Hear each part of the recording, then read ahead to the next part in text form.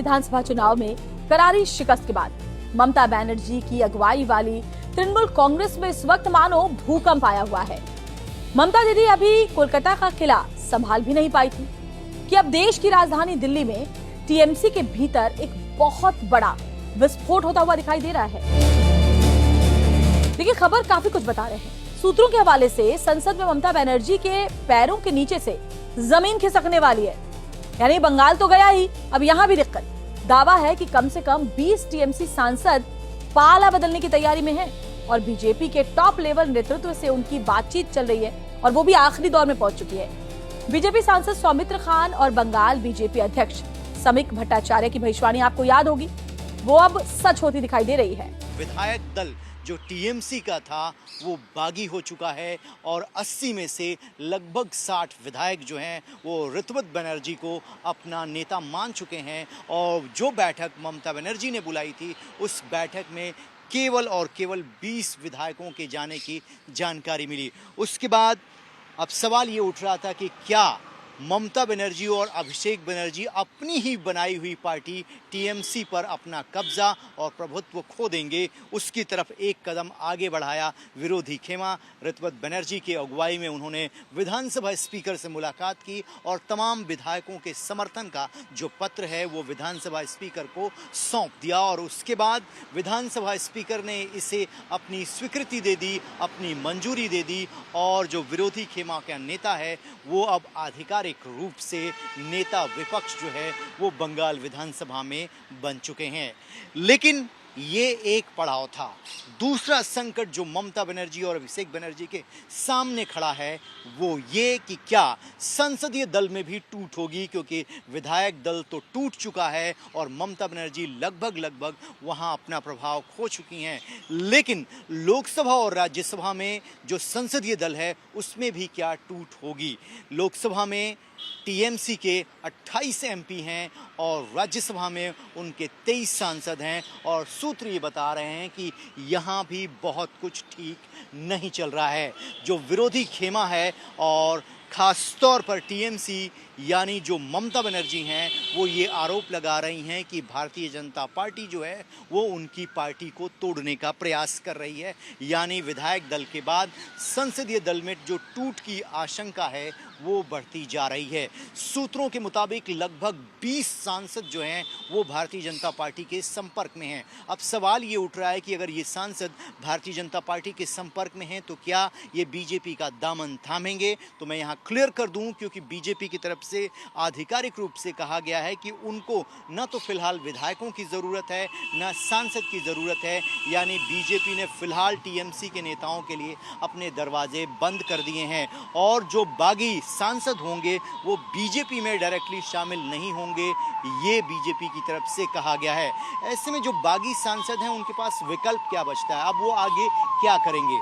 ऐसे में विकल्प के रूप में उनके पास जो ऋतुपत बनर्जी का विरोधी खेमा है, बागी खेमा है, उसके साथ जुड़कर पार्टी पर कब्जा करने का एक अवसर बागी जो नेता हैं उनको दिखाई दे रहा है। ऐसे में जो विधायक दल की टूट हुई और उसके बाद अगर संसदीय दल में टूट हो जाती है तो उसके बाद ये मामला जो है वो चुनाव आयोग के पास जाएगा, क्योंकि जो विरोधी खेमा है जो ओरिजिनल टीएमसी से नाराज चल रहा है वो दावा करेगा कि असली टीएमसी और उसका चुनाव चिन्ह जो है वो उनका है और इसीलिए टीएमसी पर जो अधिकार है वो इस विरोधी खेमे का होगा।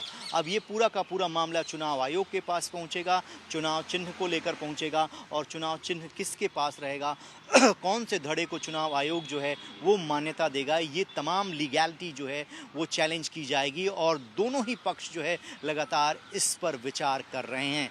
इन सब के बीच में भारतीय जनता पार्टी के लिए विन विन सिचुएशन है कि जो ऑपोजिशन है वो आपस में ही लड़ रहा है। यानी इस वक्त पश्चिम बंगाल की सियासत में टीएमसी वर्सेस टीएमसी चल रहा है, यानी टीएमसी खुद की टीएमसी से लड़ रही है। अब ये ममता बनर्जी और अभिषेक बनर्जी के लिए एक बहुत बड़ी चुनौती है और राजनीतिक जीवन में अगर देखा जाए तो उनके लिए सबसे टफ टाइम चल रहा है, क्योंकि एक तरफ पार्टी के विधायक उनसे टूटकर अलग हो रहे हैं, दूसरी तरफ पार्टी का जो चुनाव चिन्ह है वो भी खतरे में आ गया है कि वो ममता बनर्जी और अभिषेक बनर्जी के पास रहेगा भी या नहीं रहेगा। देखिए, विधायकों के विद्रोह के बाद अब तृणमूल कांग्रेस संसदीय दल में भी बिखराव साफ नजर आ रहा है। यानी ममता बनर्जी की दोनों ही तरफ कहें इधर कुआं और उधर खाई। इससे संकेत मिलते हैं कि 28 साल पुरानी इस पार्टी से ममता बनर्जी अपनी पकड़ पूरी तरह खो चुकी है, बिखर गई है पार्टी। ऐसे हालात में जो समीकरण बनते हुए नजर आ रहे हैं, चलिए उसके हिसाब से आपको कुछ और बताएं। आंकड़े अगर आप समझे तो संसद में टीएमसी के कुल 41 सांसद हैं, 28 सांसद लोकसभा में हैं और 13 सांसद राज्यसभा के सदस्य हैं। अगर लोकसभा के 20 सांसद टूट जाते हैं और टूटकर भारतीय जनता पार्टी में शामिल हो जाते हैं तो बीजेपी की संख्या क्या हो जाएगी? बीजेपी की संख्या 240 से बढ़कर 260 हो जाएगी सीधे। कयासों के बाजार में कई तरह की खबरें सामने आ रही हैं और कई ऐसे नाम हैं जो सामने आए हैं और वो नाम बहुत चौंकाने वाले हैं। आप भी सुनेंगे तो चौंक जाएंगे। विधानसभा चुनाव के बाद से ही सांसद काकोली घोष दस्तीदार ममता बनर्जी पर लगातार हमलावर है, जबकि सूत्रों के मुताबिक सुखेंदु शेखर रॉय, शताब्दी रॉय, जून माल्या, रचना बनर्जी और अपने कड़े तेवरों से विरोधियों को खामोश कर देने वाले शॉटगन यानी शत्रुघ्न सिन्हा भी है इस फहरिस्त में। ये सब भगवा खेमे के संपर्क में बताए जा रहे हैं। बीजेपी से बातचीत चल रही है इनकी। यही कहते हैं कि जब समय सही चलता है तो सब कुछ आपके मुताबिक होता है, लेकिन जब समय खराब हो जाता है तो चाहे जितने भी करीबी लोगों को आपने राजनीतिक जीवन में आगे बढ़ाया होता है, वो तमाम परिस्थितियों को ध्यान में रखते हुए वर्तमान में राजनीतिक परिस्थिति क्या है उसका आकलन करते हैं, अपने राजनीतिक जीवन में क्या उनके लिए फ़ायदेमंद है उसका आकलन करते हैं और उसी के आधार पर वो अपने राजनीतिक फैसले भी लेते हैं। जिन लोगों को ममता बनर्जी, अभिषेक बनर्जी ने राजनीतिक जीवन में बहुत आगे बढ़ाया, अब वो ममता बनर्जी और अभिषेक बनर्जी का साथ छोड़ रहे हैं। सूत्र ये बताते हैं कि 2029 तक राज्यसभा की सीटें खाली नहीं हैं। ममता बनर्जी विधानसभा का चुनाव हार चुकी हैं। ऐसे में ममता को राष्ट्रीय स्तर पर पॉलिटिकली रेलेवेंट बनाए रखने के लिए पार्टी के कुछ नेताओं ने ये प्रयास किया कि एक सांसद से रिक्वेस्ट किया जाए कि वो लोकसभा की अपनी सदस्यता से इस्तीफा दे दें और वहां से बाईपोल में ममता बनर्जी को चुनावी मैदान में उतारा जाए और वो वहां से चुनाव जीतकर लोकसभा आ जाएं। और इसकी जिम्मेदारी जो है सौंपी गई पार्टी के वरिष्ठ नेताओं को। उन्होंने क्रिकेटर यूसुफ पठान से संपर्क किया, जो भी फिलहाल टीएमसी के लोकसभा के सांसद हैं, लेकिन उन्होंने ममता बनर्जी के लिए सीट खाली करने से मना कर दिया। तो ये परिस्थितियाँ देखिए कि एक संकेत मात्र करने से ममता बनर्जी के पश्चिम बंगाल में तमाम चीज़ें उनके मुताबिक हो जाती थी। अब कहने पर भी उनके लिए ना तो कोई सीट खाली करना चाहता है, ना उनके आदेश का पालन करना चाहते हैं। यानी 4 मई से लेकर अब तक 1 महीने के अंदर ही तमाम राजनीतिक परिस्थितियां इतनी बदल चुकी हैं कि ममता कभी कद्दावर नेता हुआ करती थी, उनके कहने पर बंगाल में तमाम वो चीज़ें होती थी, लेकिन अब ममता बनर्जी जो है राजनीतिक रूप से कमज़ोर हो गई हैं, क्योंकि विधायक दल में टूट हो गई है और संसदीय दल में टूट के आसार दिखाई दे रहे हैं। इसी को ध्यान में रखते हुए अब ममता बनर्जी जो है वो आखिरी लड़ाई लड़ रही हैं अपने राजनीतिक जीवन की, कि किसी तरीके से जिस पार्टी को उन्होंने बनाया, जिस पार्टी को उन्होंने खड़ा किया, वो टूटने से बच जाए।